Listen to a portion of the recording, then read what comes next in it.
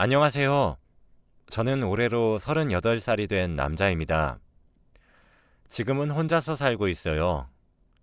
일도 하고 집에서 취미 생활도 하면서 시간을 보내고 있습니다. 그런데 얼마 전 저에게 아주 충격적인 일이 일어나서 여기서 한번 말해볼까 해요. 저는 28살에 제 아내를 처음 만났습니다. 저는 아내를 처음 보자마자 첫눈에 반했어요. 아내가 예쁜 편은 아니었지만 제 눈에는 한없이 예쁘고 사랑스러웠답니다. 그래서 저는 동네 카페에서 아내를 보자마자 바로 가서 제가 먼저 대시를 했어요. 아내는 처음에는 제가 이상한 사람인 줄 알고 거절을 하며 싫어했죠. 그런데 제가 매일 따라다니면서 좋아한다고 고백하니까 사귀어 주었답니다. 저는 아내와 사귀면 사귈수록 너무 좋아졌어요. 남들은 오래 사귀면 권태기가 온다고 하는데 3년 동안 사귀었지만 전혀 권태기가 오지 않았죠. 그때 저도 나이가 이제 30살이 넘어가고 집안에서는 결혼을 부추겨서 그녀에게 프로포즈를 했죠. 아내는 고맙게도 제 프로포즈를 받아주었어요. 아내는 승무원이었고 저는 자동차 정비소를 운영하고 있는 평범한 남자였죠. 돈은 잘 못 벌었지만 어릴 때부터 수입의 대부분은 저축을 하고 살았어서 모아둔 돈이 또래보다는 많은 편이었죠. 하지만 아내의 단점이라고 하면 단점이라고 할 수 있는데 아내는 모아둔 돈이 전혀 없었어요. 스트레스를 받으면 소비를 하는 걸로 풀기 때문에 항상 쇼핑을 했고 월급 받으면 대부분을 다 옷 사고 가방 사고 하는데 다 써버렸죠. 그래도 그때는 콩깍지가 씌었는지 아내의 그런 모습도 예뻐 보였답니다. 제가 더 많이 일하면 된다고 생각했어요. 그런데 저희의 첫 트러블은 결혼 준비를 하면서 일어나게 됩니다. 결혼 자금이 생각보다 많이 들었어요. 대출을 받아도 부족했죠. 대부분은 남자가 집을 사고 여자가 혼수를 사잖아요. 저는 어느 정도 모아둔 돈이 있었기 때문에 대출금을 조금 보태서 집을 살 수 있었지만 아내는 모아둔 돈이 전혀 없어서 혼수를 장만할 여력이 없었죠. 그때 저는 결혼이 너무 하고 싶었기 때문에 제 친구들한테까지 돈을 빌려가며 겨우 혼수를 장만하고 결혼식을 올리게 되었죠. 저는 결혼 전에 돈을 많이 벌어서 우리 아내 돈 써도 부족함 없이 살게 해준다고 했어요. 그런데 아내는 제가 아무리 열심히 벌어도 못 채울 만큼 쇼핑을 하기 시작했죠. 여보, 이거 어때? 이 가방 신상인데 너무 예쁘지? 그런데 이렇게 물건을 사는데도 한 번도 제 물건을 사준 적이 없었죠. 그래도 승무원은 저보다 돈을 더 잘 벌었기 때문에 그래도 이해를 했습니다. 아내는 비행을 하는 동안에는 쇼핑을 하지 않았죠. 아내는 일주일 중에 많게는 4일은 비행을 한다고 집에 잘 오지 않았어요. 그래서 제가 혼자 있는 시간이 많았죠. 처음에는 너무 외로웠고 이게 신혼부부의 생활이 맞나 싶었지만 사람은 적응의 동물이라고 이것 또한 적응을 하더라고요. 그런데 어느 날 우편을 확인하니 제가 모르는 카드사에서 우편물이 왔더라고요. 저는 다른 집 우편물이 저희 집에 잘못 들어왔나 싶어 확인해 보니 저희 집 것이 맞았죠. 이름은 제 이름으로 되어 있었습니다. 저는 카드 가입을 한 기억이 없었는데 말이죠. 그런데 카드 값이 자그마치 300만 원이 찍혀 있었습니다. 저는 한 번도 그렇게 큰 돈을 한 달 동안 쓴 기억이 없었거든요. 저는 아내가 의심스러웠죠. 우편을 확인하자마자 화가 머리끝까지 나서 아내에게 전화를 했지만 비행 중이었는지 전화를 받지 않았어요. 그런데 카드 사용 내역을 보니 백화점, 쇼핑몰 등등 전부 다 아내가 쇼핑을 해서 물건을 가지고 왔던 곳이었어요. 저는 이 돈을 어떻게 다 갚아 나가야 할지 막막했죠. 그때 아내가 전화가 왔고 왜 전화했어? 라고 하더라고요.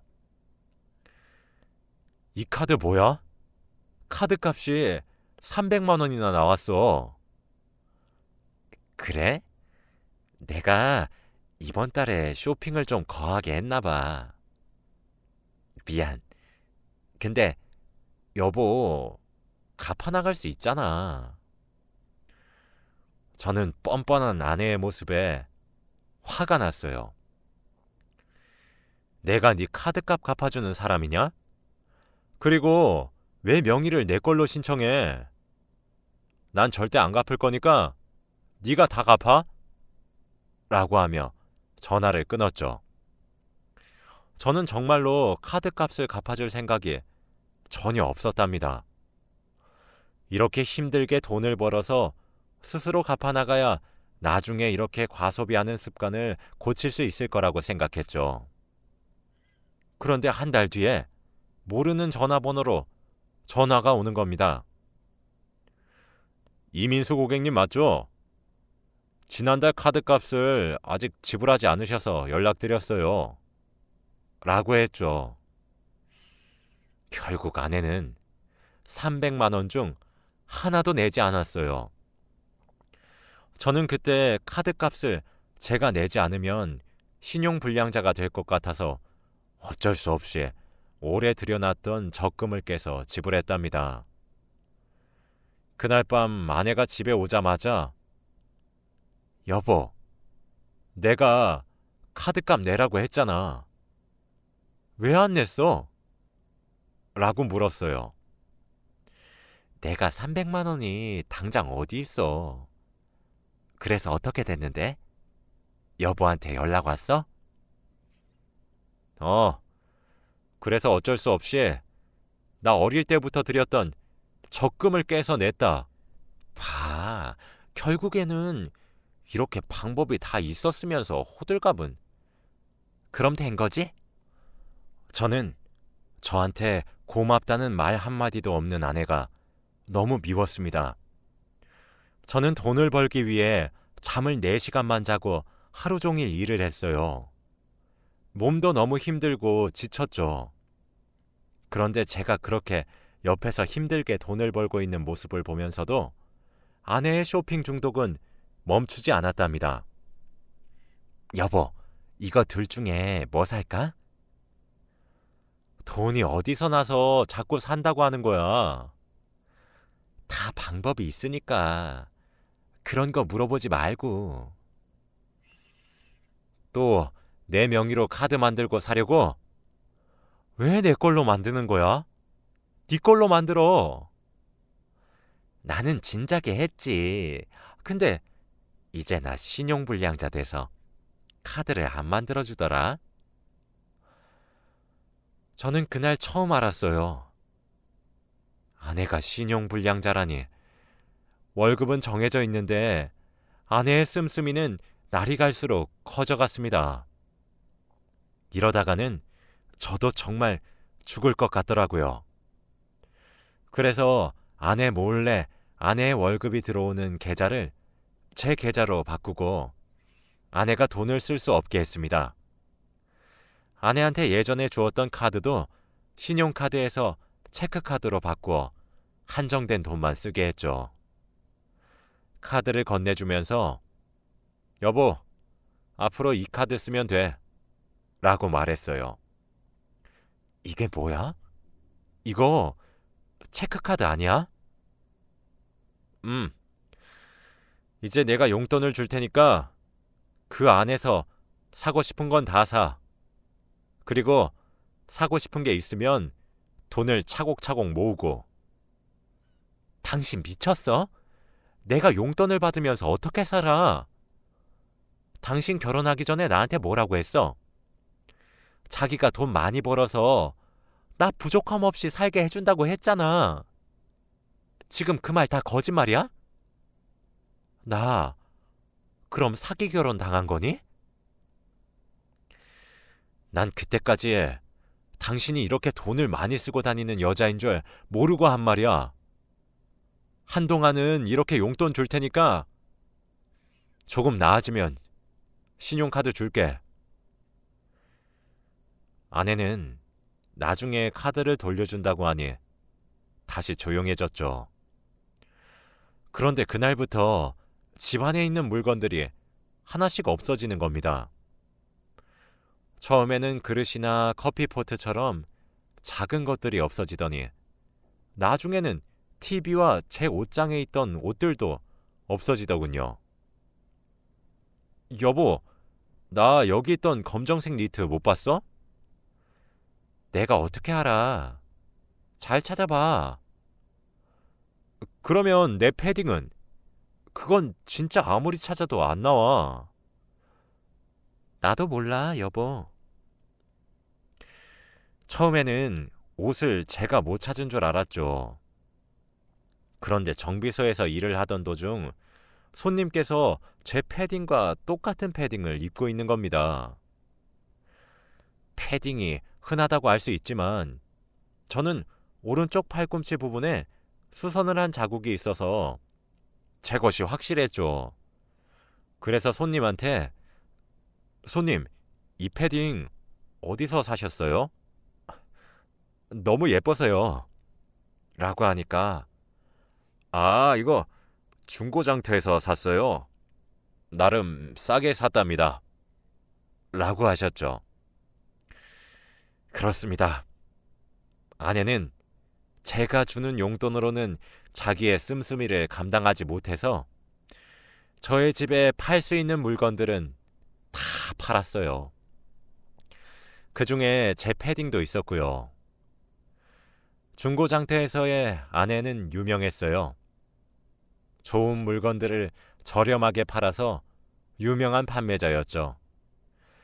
그런데 웃긴 건 자기 옷이나 가방들은 팔지 않았고 제 물건과 집안 물건만 팔았어요.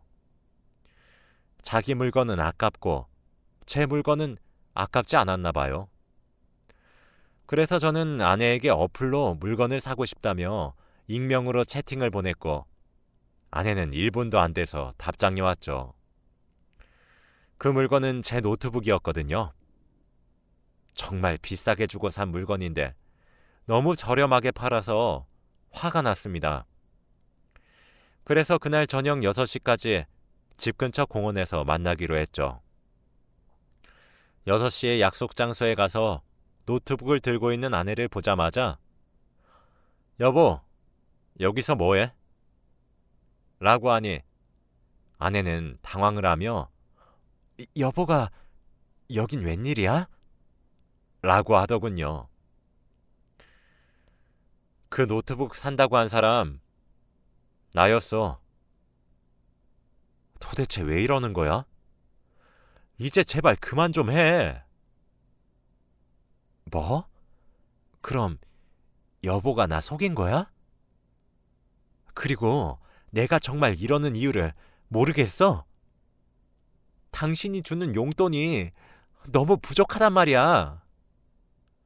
그래서 내가 우리 집 물건 팔아서 돈 벌어서 당당하게 백 산다는데 당신이 뭔 상관이야?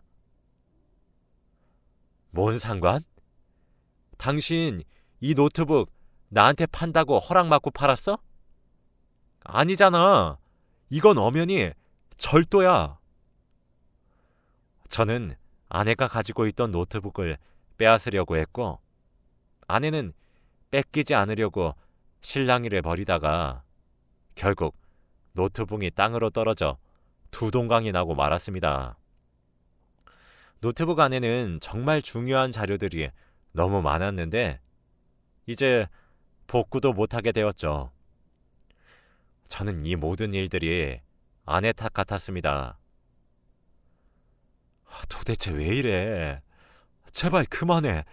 이러다가 우리 집까지 팔겠어.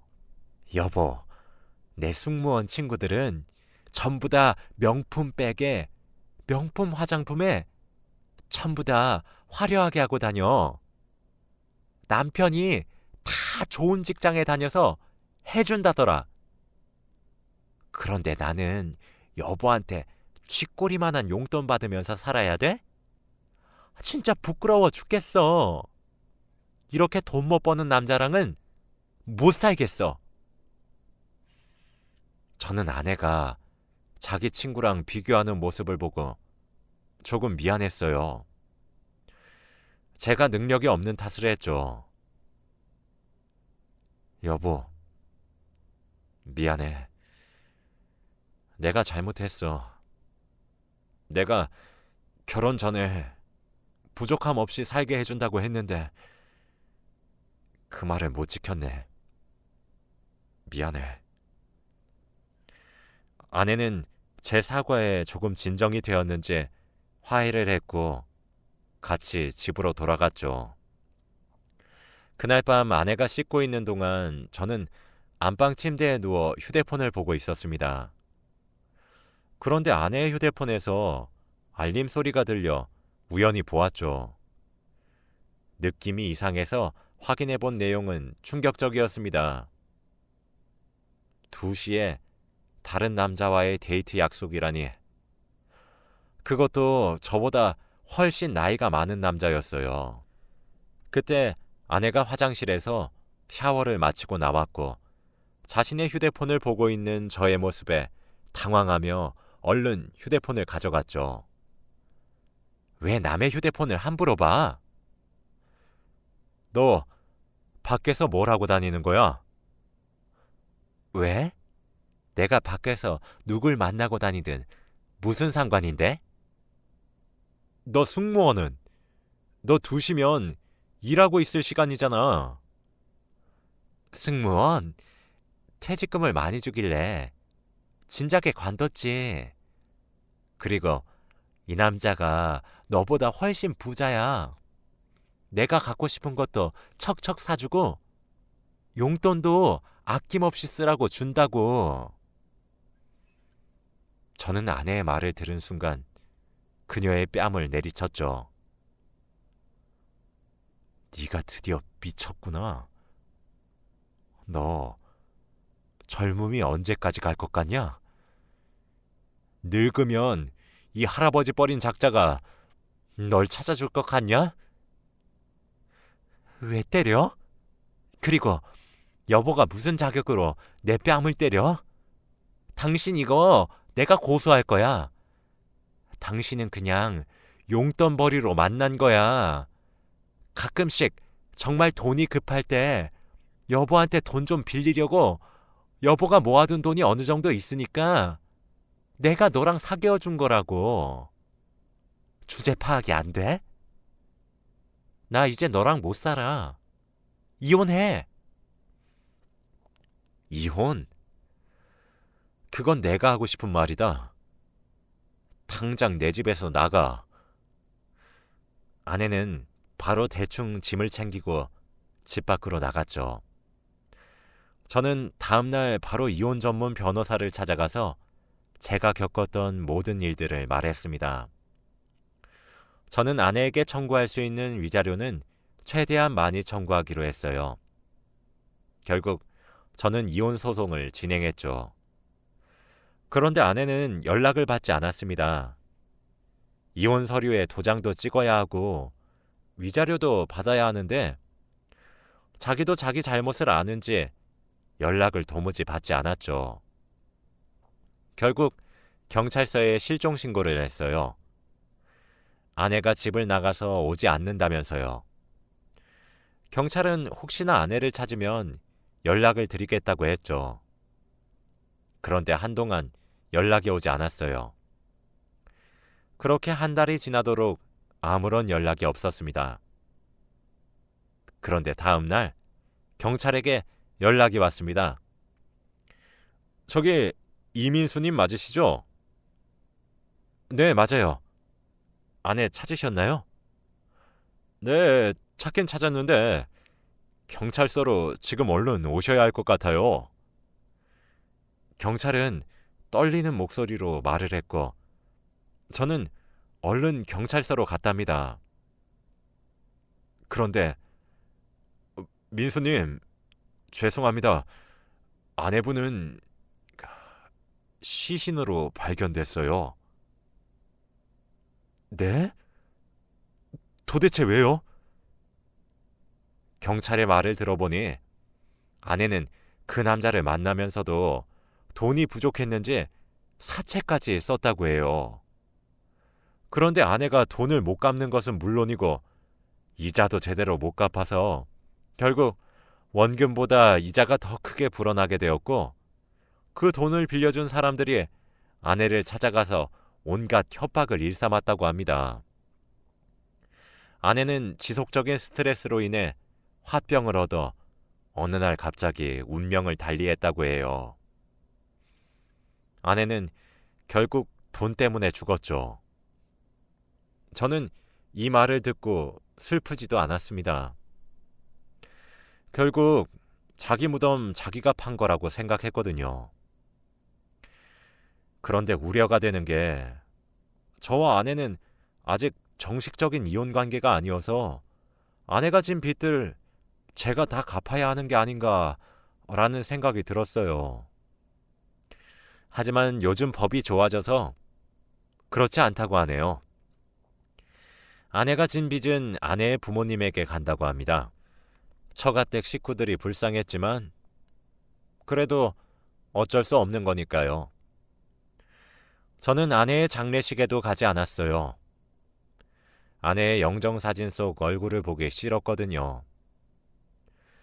몇 달 뒤 휴가가 생겨서 집으로 갔는데 저희 부모님께서 오랜만에 처가댁 얘기를 해주더라고요.